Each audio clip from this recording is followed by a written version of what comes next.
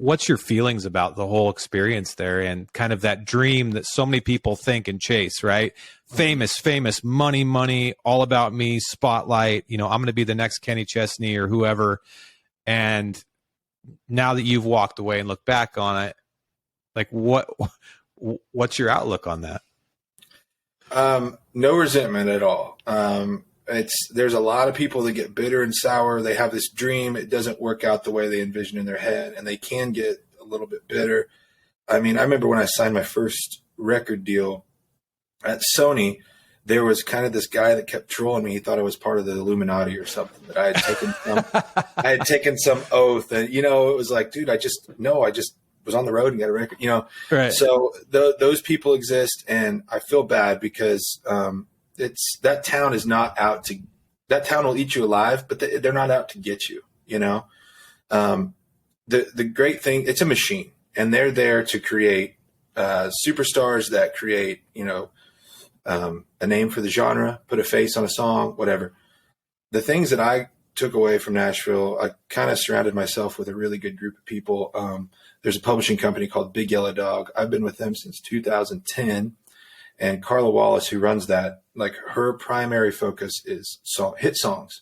What songs make you feel something? She just innately knows it within the first 30 seconds of hearing it. We click on that. So we just sit in an office sometime and listen to songs. She'll send me songs. I'll send her songs.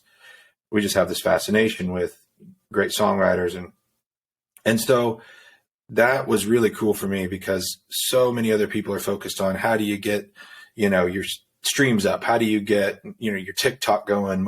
And those are important things. They're tools, but they're not the core of what this is all about. What this is about is finding great songs that connect with people and make you feel something. So I had her in my corner, and Carrie O'Neill, who run Big Yellow Dog, and just a great group of friends. And then the musicians who make the hits on radio. These songwriters bring the songs in, and these musicians are so dedicated to, the guitar player that's his whole life is song reading. He can play anything you want him to play, however you want him to play it. That was fascinating to me. And then also the songwriters, obviously, people who are just dedicated to, I don't think most of them are sitting. Sure, there's some people who are like, I'm going to move to Nashville. I'm going to get rich writing number one songs. That's a thing for sure. But there are so many more people, I think, in the songwriting community there who are really just trying to express themselves and write the best song possible. And I admire that a lot. There's just so many talented people. And you can get caught up in the other thing, the machine, right? But there's way more good than there is bad, I think. Yeah. That's good to hear. To hear. I think, every industry has its dark underbelly, and, those bitter people will always try to blame it on the town, or blame it on the record labels, or blame it on this or that.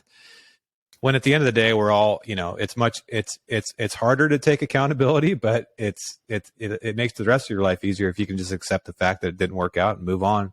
And at the end of the day, I don't spend most of my time in the music industry. I spend it in the hunting industry.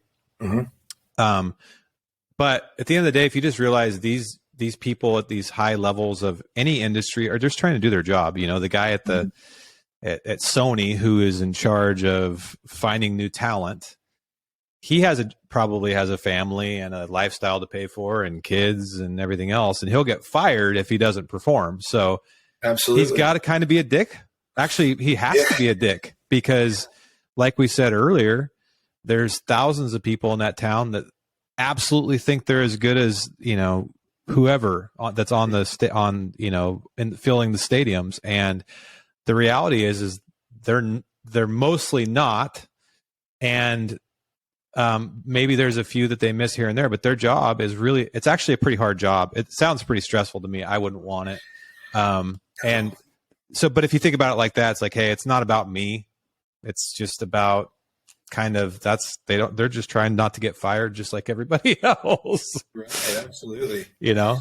Yeah. I don't think there's any, I'm sure there are some, there's competition, most of it healthy. I think there's some malicious people who are like, I've heard Joe Rogan talk about it, where he's like, they have this, starvation. I don't know. I can't even remember what he calls it, but it's like, if this person's having success, they're taking success away from me. A lot of people get caught up in that, and you can't look at it that way at all. You know, it's everyone, there's enough for everybody. And if you get good enough at what it is you want to do, and you know what you're doing and how you're going to do it, there's an open lane for you. Yeah, absolutely.